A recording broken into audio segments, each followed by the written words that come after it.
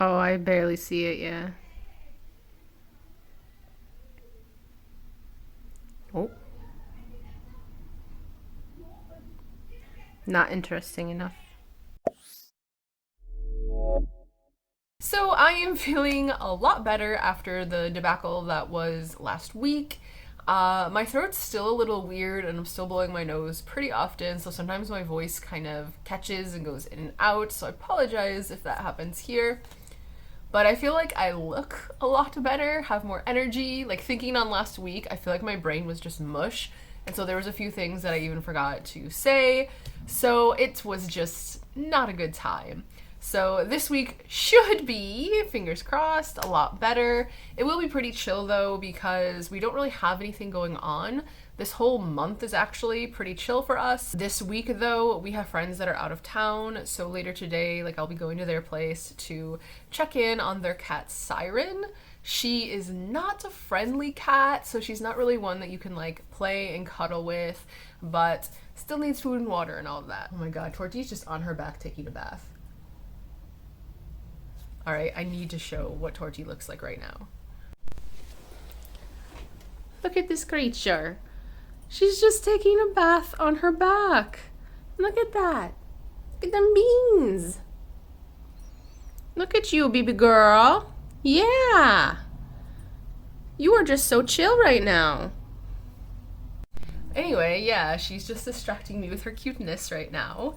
But I have read 2 chapters since I last talked to you guys. One on Sunday, one today. And Cosette is now with Jean Valjean. And there was a sentence I wanted to read from the chapter that I had talked about at the end of last week's vlog. So I'm gonna find that and do that really quick because holy crap. Another diss on women. Okay, so this is on page 364. And it says, a little girl without a doll is nearly as deprived and quite as unnatural as a woman without a child. Ooh, I'm glad we've changed our ways of thinking since then. But the whole commotion of kind of acquiring Cosette and everything was a lot more low-key in the book than I was expecting, although the chapter I read today kind of clarified more of that. But pretty much Jean Valjean, he never admits who he is. He never gives even like a fake name or anything. He is just very, very calm, collected, and just doesn't take any of the Thénardier's shit. Like, he basically goes in there and he isn't like purposely flaunting his money or anything, but he's there very poorly dressed, like his clothes are all threadbare and everything, so they're just like, who the fuck is this guy? Like, they don't really understand. But he's being very kind to Cosette. He buys her a doll that was really pricey, like all this stuff. And every time they're just like, hey, you owe us this, he just kind of gives it to them without any question. And so they're just like, is he secretly rich? Like, what is going on here? At the end of that chapter, he's basically like, I want to take Cosette, like, name your price. And since the Thénardiers are 1,500 in debt, the guy says that.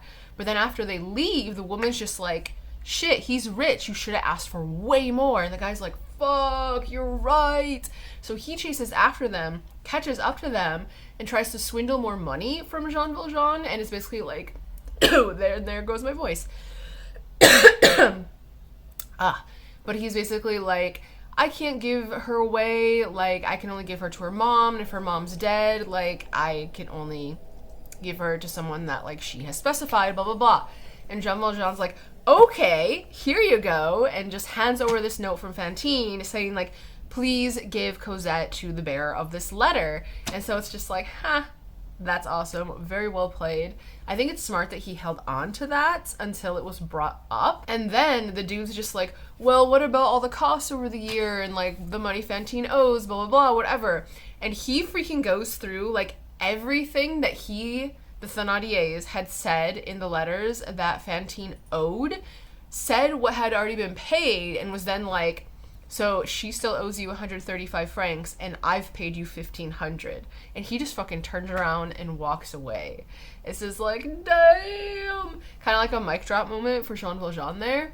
And so everything pretty much goes down without much of a hitch. Like, the dude was gonna try to swindle him for more. didn't work. He pretty much just had to go home defeated. And since they don't know where they're going, I mean, it's just kind of like, that's that for now. Because, I mean, obviously we know from other media they see each other later in life, but still, it's just kind of like, wow, that was pretty simple. But also another thing I thought was funny is sometimes the titles of these chapters are pretty clever, and this one in particular, where the Thénardier dude just has to kind of go home empty-handed, it's called Who Looks for Better May Find Worse. And I don't know, I just love little details like that, where it's just these little clever things where, I don't know, I just find them very, very amusing. But it feels good to be back reading this book, because this was a situation that I really wanted to read about. I honestly thought it was going to be drawn out longer. Like, the whole Jean Valjean meeting Cosette and him taking her to Paris takes place over just 4 chapters, I believe it is. So it is a lot quicker than some of the other parts of this book. Cough, cough, Waterloo, cough, cough. So I am looking forward to seeing what happens next, since usually I think there's a time skip at this point in like the musical and movies and stuff. So I'm looking forward to see how the book does it, if there's actually a time skip in the book, or just where it's gonna go from here. And I'm gonna stop talking now because my voice is really starting to hurt and strain. So I'll be heading to take care of a cat in a few hours. So see you later. Look at this master hunter. So stealthy. She is so gonna fuck my shit up. I'm literally holding my whole stand for my phone on my knee right now because there's really no other good place to set this. But I am finally outside. It is finally a nice day. We've had weather in like the 40s, low 50s, rain, all of that, and now all of a sudden it is just this gorgeous, gorgeous day. Blue sky, everything. Torti is out here with me, of course, and I think this will be the first time I'm going to be reading outside this entire year, so that is also fun. But today has actually been pretty busy so far. This morning I went to the library and then went straight to take care of Siryn after, and I read the chapter in Les Miserables this morning as well, but it was super short. It's actually the last one in that book as well. I am now on book 4, I believe it is, and I'm gonna have to go double check what the title is because I don't remember at all. It's something that I'm not sure how to pronounce. But this is the book that I got at the library, The Mad Women's Ball, and I know I've read the description of this before, but I must have completely forgotten about it because I didn't realize, but it actually takes place in Paris in 1885, and it takes place in an asylum, and I read the name to my husband, and he actually has heard of it before. It's called the Salpêtrière, something like that, asylum. And I think I might actually do a reading vlog on this book because I'm actually interested in looking up the history of it after I finish it. It's almost exactly 200 pages, so it's not a very long book either, so I might just do like a mini reading vlog on that, especially since I haven't done that in quite a long time. I just scared Torti on accident. But yeah, today's chapter was mainly just saying like, hey, Jean Valjean's not dead. It kind of explained how he did his little escape from prison with the water and everything, like hiding under a boat. So it was literally just like 1 page. So tomorrow we'll be delving into book 4. Not sure if there's going to be a time skip or what or who exactly it's going to be about. So we will find out then. Look at that face. Oh my god.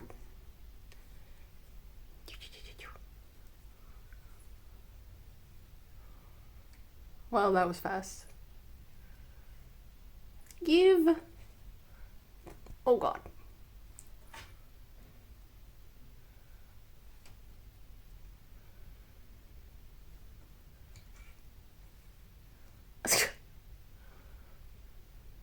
You mainly to steal it.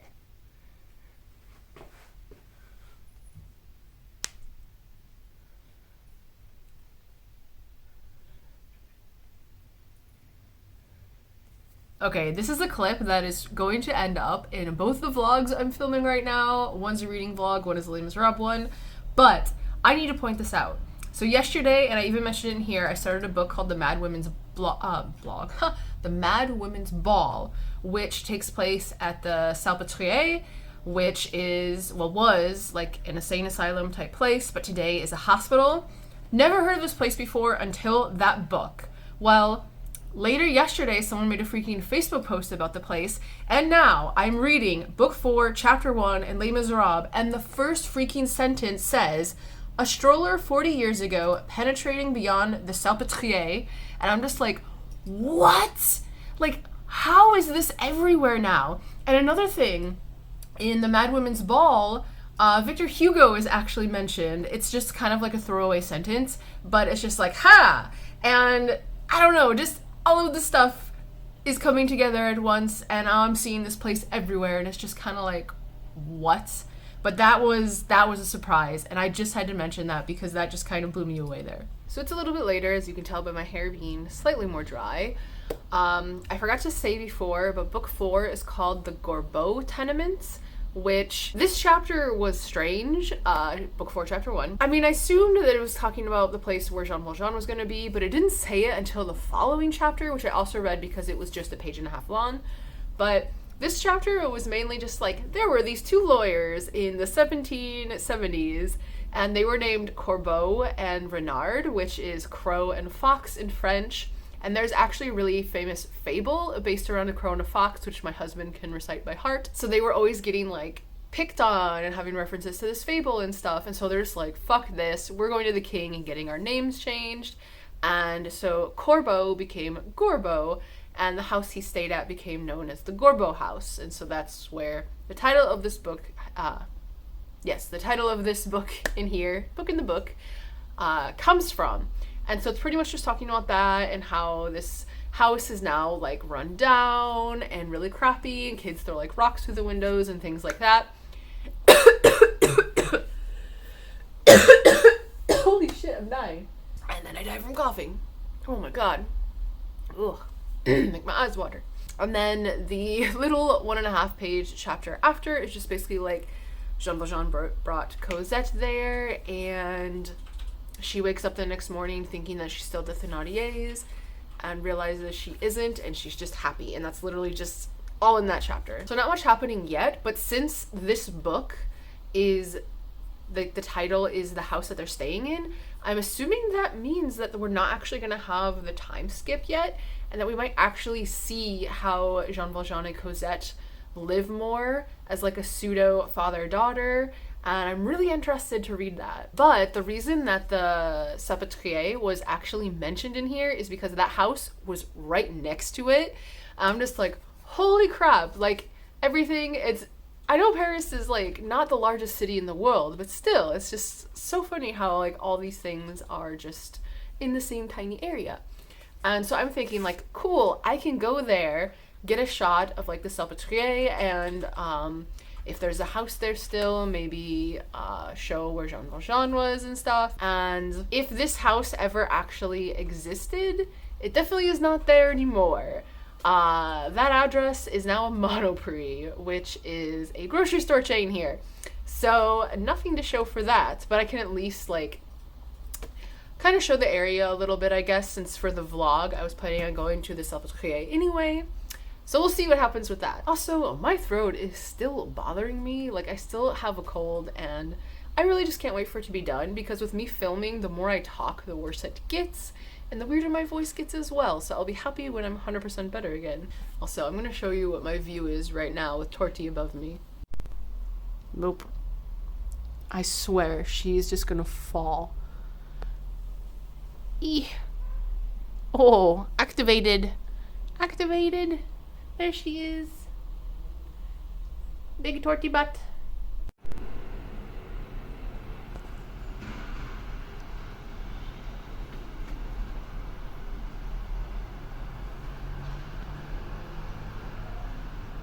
Oh no, he's standing.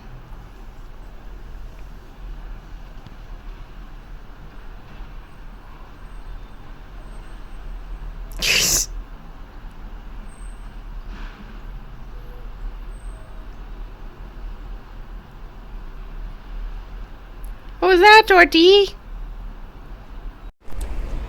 god, I almost fell on Torti. Jesus. Okay. Big oof. I just got home from taking care of Siryn. Sorry, Torti. I forgot to film earlier today. I also, since I've been so like absorbed in the reading vlog I was doing, I also completely forgot to read my Les Miserables chapter yesterday, so I read 2 today, and not much is happening. It's mainly just stating how like Cosette saved Jean Valjean saved Cosette kind of thing, because apparently it's like without Cosette he would have kind of just given up on life and everything, and now that she's around he's gonna live for longer and be like a happy old man and stuff. So really not much there, and I'm kind of wondering how long it's gonna be like this little just day-to-day part before we go to a different set of characters, or maybe a time skip or something. I'm really not sure. There's literally no indication of that so far. See Torti feet in the corner. There she is. Also, originally we were going to go to Park Skew, or however you say it, tomorrow. It's a park actually outside of Paris. It takes like an hour to get there.